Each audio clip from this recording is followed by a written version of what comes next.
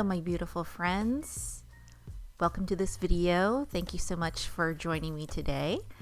I am going to show you how I cut a shag haircut on curly hair. So this is my client Darian. She has the most gorgeous hair, but it's very heavy. So her curl doesn't really get to shine that much because her hair is so dense. So I've cut her hair before, just once before, a few months ago, maybe like 4 or 5 months ago. And her hair grew out pretty fast, so she was ready for a refresh and a bang trim. So one of the things she mentioned to me was that her ends get very thick and heavy. So she wanted me to just focus on getting the ends a little bit thinner. That's not something I do all the time on my haircuts, only if it's requested, because some people are worried that it'll get too thin. But with her, she's like, oh yeah, I have so much hair. Like, just go for it with the weight removal. She didn't want so much weight removed up top, like in the top layers, more in the bottom. So I'm going through and I'm using Hair Healer, which you could see here, from Afterworld Organics. I was out of my normal spray, the Inner Sense Sweet Spirit leave-in conditioner. That's what I usually use, but Hair Healer is a great backup. So I'm just combing through, and since she didn't want much length taken off, she liked her length, she just wanted it maybe an inch or so off. So I'm starting in the front because, yeah, like she didn't need that much taken off. So I like to just get right into it and start cutting the bangs. So I parted her from ear to ear and combing everything forward and seeing how much her bangs have grown and where I want to start.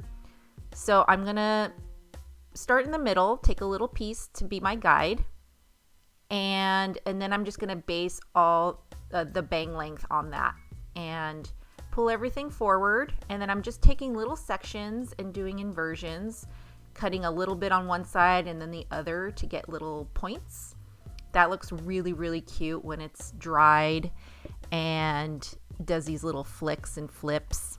I think I've demonstrated this before in a previous video, which you can see here up above.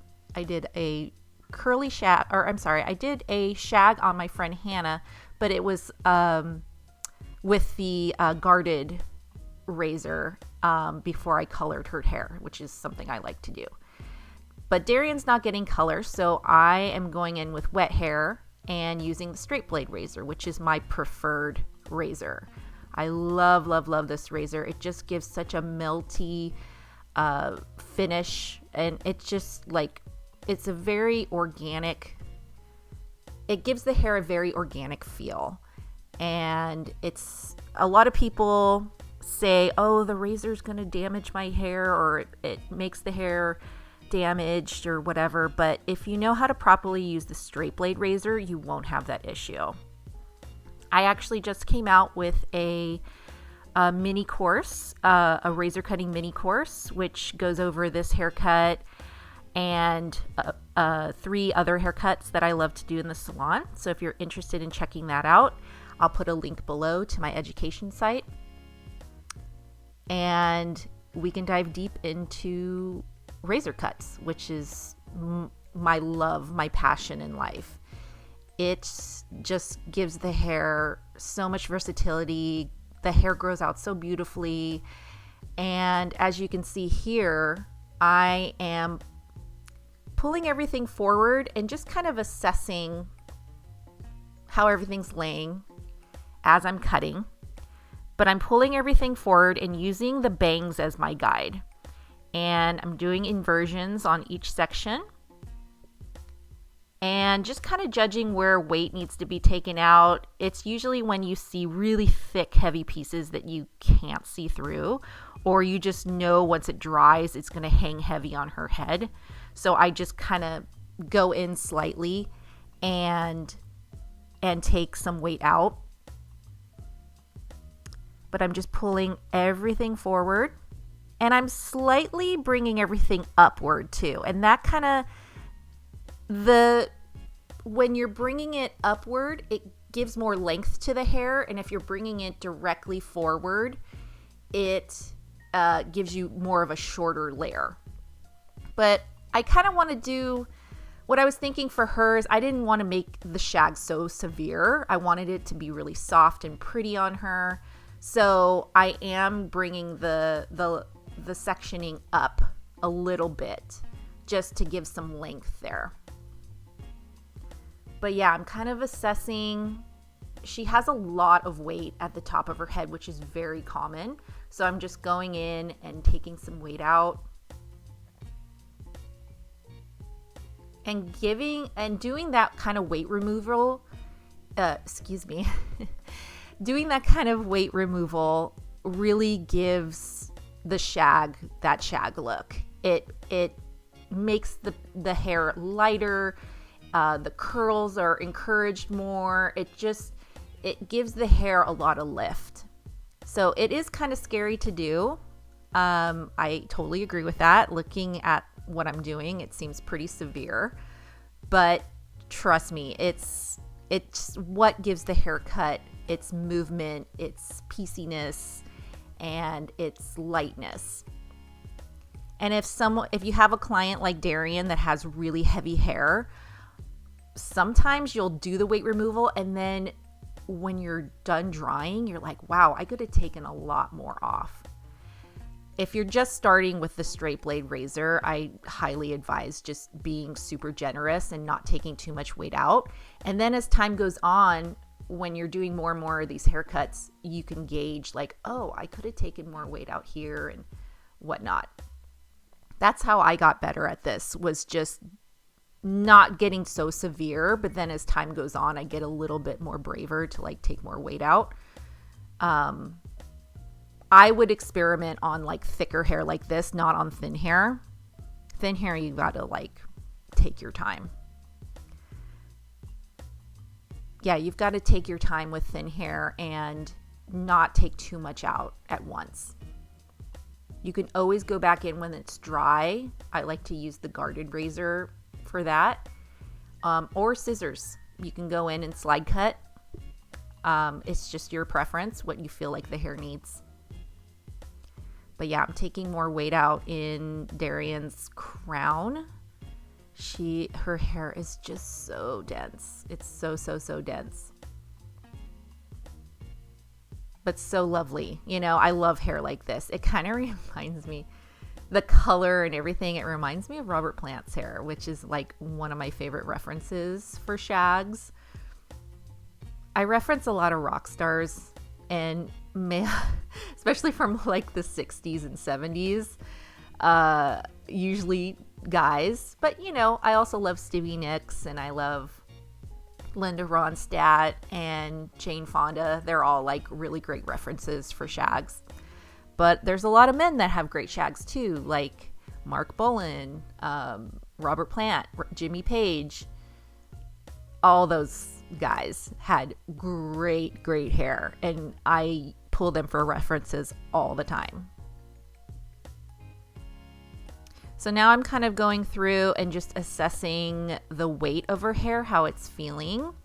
One thing about Darian's hair is that underneath, you could see in the back and all underneath is so curly and wavy. And then just the top, the very tippy top, and her bangs tend to lie pretty flat and straight. So you have to think about that too. Like you have to treat each textured area differently. So I have to think about, okay, how is this top area that's more straight than the rest of the hair, how is it going to lay? It's going to be way different than how you treat the curly hair. So now I'm just going through the back, and I'm just kind of assessing what needs weight removal or where I want the layers to lay. So I take a rectangle shaped section in the back and bring it up and layer it that way. And then I'm using the round of her head, and I'm doing just moving her around, kind of like you would for round layers, traditional round layers. And then I'm just making sure the front connects to the back. And since she has so much hair, I am bringing up as much hair as I can.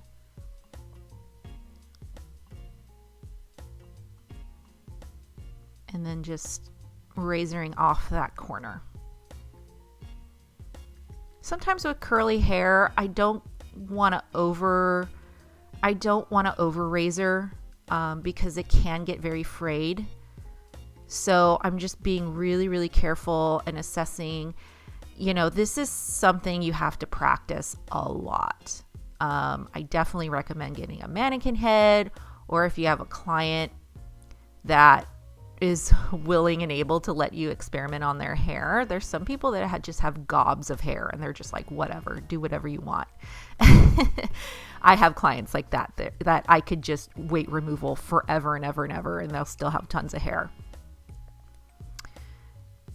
But that's how you get good, is just, I love razor cutting because it's very intuitive and it's all about feel. There's a technique to it, but it's also about doing the reps and just getting in there and feeling each section of hair in your hand and just assessing what it needs.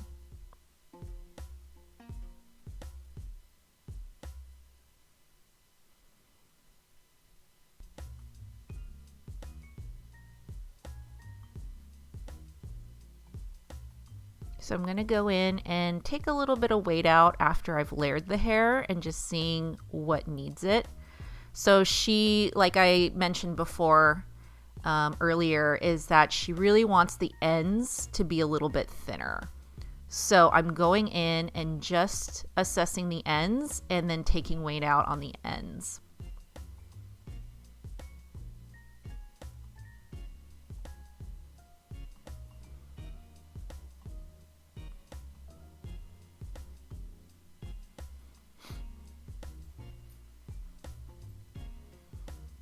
And then doing the other side, and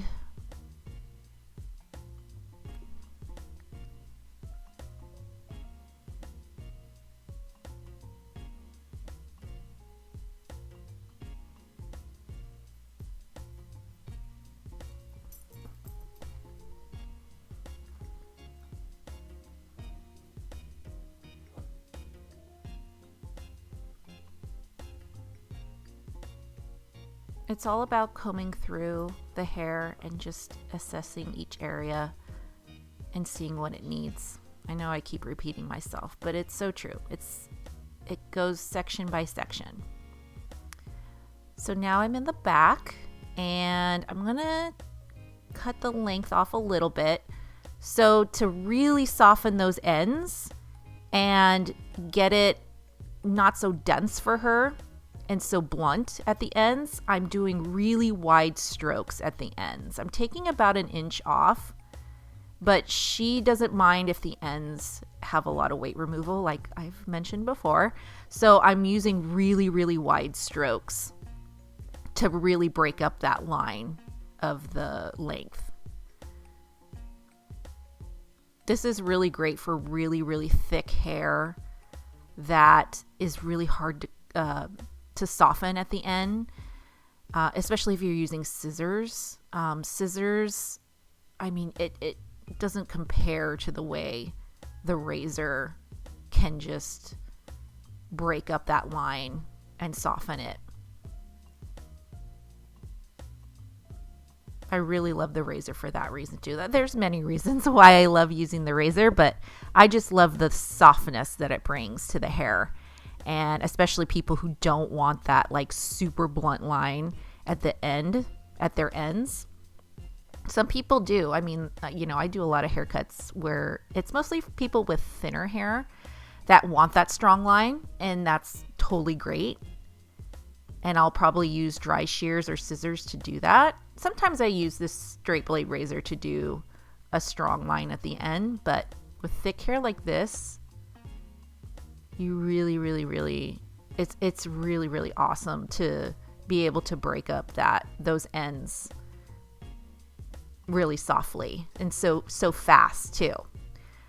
I mean, I do it depending on the person's hair. I can do a haircut like this in maybe 15-20 minutes, and that's with like people with really thick hair too. The straight blade razor is so efficient once you get the hang of it. So now I'm going to, sorry for the camera angle, I didn't really notice it was pointing low, but I'm just going in with scissors and bringing her hair forward and just looking at the length to make sure it's even. And if there's any little wispies or hair that just needs to be cut, I will use it with the scissors and just slide cut. I like to mix it up. And then just going through and seeing how it feels and how it's laying, making sure it's all even, bringing the hair forward, making sure each side matches, and just making sure it feels good and it's hitting her face perfectly, and adjusting what needs to be fixed. So now I am going through, and I used Afterworld Organics again on her, but this is the Moisture Lock, which you see right here. This is one of my favorite curl serums. It just gives so much softness to the hair.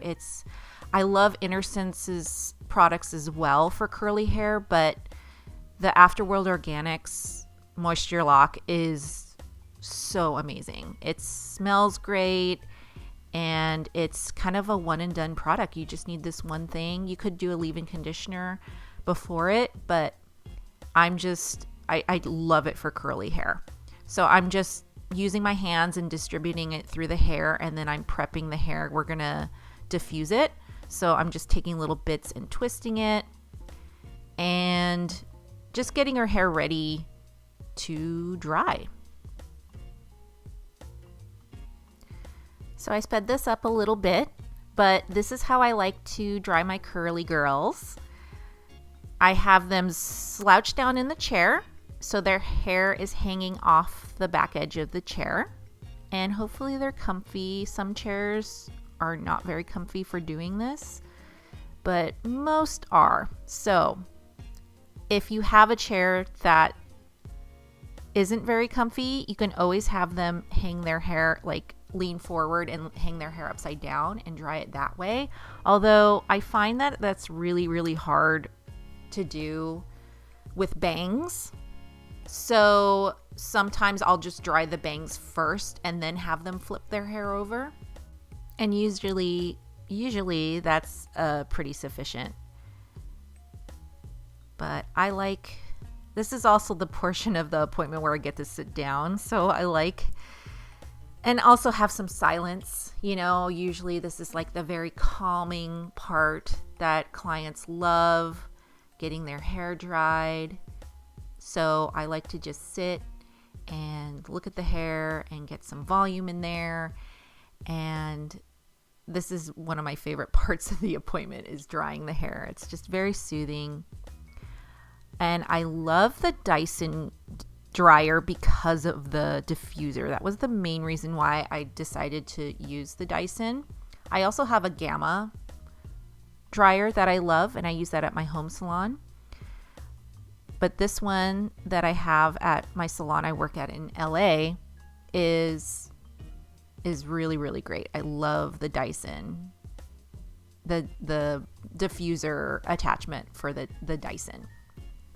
So now I have her sitting up, and I'm just going through and pinching the hair, twirling it. I try not to touch the hair too much until it's maybe 80% dry. I just kind of let the diffuser do its thing for most of the drying process. And then once it's like, 80%, I'll go in and just like fluff up the bangs and fluff up the layers a bit, just kind of get in there and massage it. One thing that I wish that I did now that I'm watching this is I wish, because her hair up top gets really straight, And as much as I wish it would curl up like the rest of the hair, sometimes it just doesn't. So I wish I had gone in with a curling iron and just kind of curled those top layers more to be more uniform with the bottom, because you can see like her hair gets really curly at the ends and then super straight up top. So that's one thing you can do too. And I wish I had done that, but oh well, it's in the past. So moving on. So cute. She is just a doll. Beautiful skin too, right? Ay, what a lucky lady. Anyways, so that's my shag haircut, and I hope that you learned a lot. If you want to learn more from me, check out my education site down below. I have some free guides for you as well. And thank you so much for watching. I hope to see you on the next one. Bye.